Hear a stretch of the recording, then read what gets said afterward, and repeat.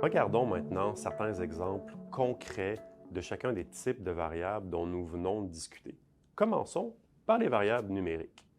Vous voyez ici deux variables qu'on considère comme étant numériques, une qui est de nature entière et l'autre qui est de nature réelle.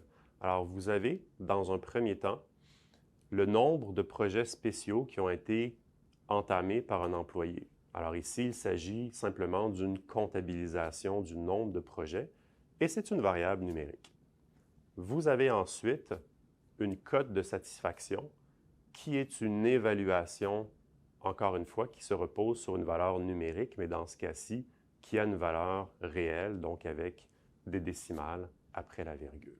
Ce sont deux exemples de variables numériques, mais vous allez rencontrer au fil de vos développements en intelligence artificielle de multiples variables numériques. C'est généralement le type de variable que vous allez retrouver le plus souvent dans des bases de données structurées.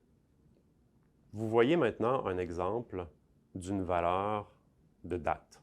Ce sont des valeurs qui sont très faciles à identifier dans une table de données qui est bien formatée, mais faites toujours attention au formatage spécifique car celui-ci peut varier d'une base de données à l'autre. Donc, avant d'exploiter un champ de nature date, assurez-vous de comprendre le fonctionnement de ce type de variable à l'intérieur du système que vous utilisez. Vous avez maintenant un exemple de variable binaire. Ce sont des variables qui prendront toujours la valeur 0 ou 1, seulement deux possibilités de valeurs pour ces variables. Donc, ici, un exemple qu'on a, c'est celui du statut marital. Donc, est-ce que l'employé est marié ou non? Et ce seront toujours ce type de catégorisation-là que vous aurez dans les variables binaires. Vous voyez maintenant un exemple de variable nominale. Dans ce cas-ci, c'est le statut civil d'un individu. Cette variable peut donc prendre plusieurs valeurs comme marié, célibataire ou encore divorcé. C'est un exemple de variable dans laquelle plusieurs catégories sont possibles, mais sans qu'il n'y ait nécessairement de relation entre les différentes catégories. Les variables nominales représentent la grande majorité des variables textuelles que vous allez retrouver dans une base de données. Finalement, pour compléter nos exemples sur les types de données structurées qu'on peut retrouver, parlons des données ordinales.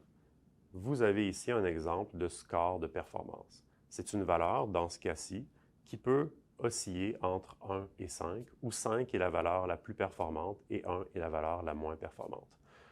Il s'agit donc ici d'une catégorie exprimée sous forme de valeurs numériques dans laquelle il existe une logique hiérarchique entre chacune des valeurs. 1 étant la valeur la plus faible, 2 la seconde plus faible, 3 une valeur moyenne, 4 une valeur élevée et 5 la valeur la plus élevée possible. Vous avez donc vu ici des exemples concrets de chacun des types de données possibles que vous allez retrouver dans vos tables de données structurées.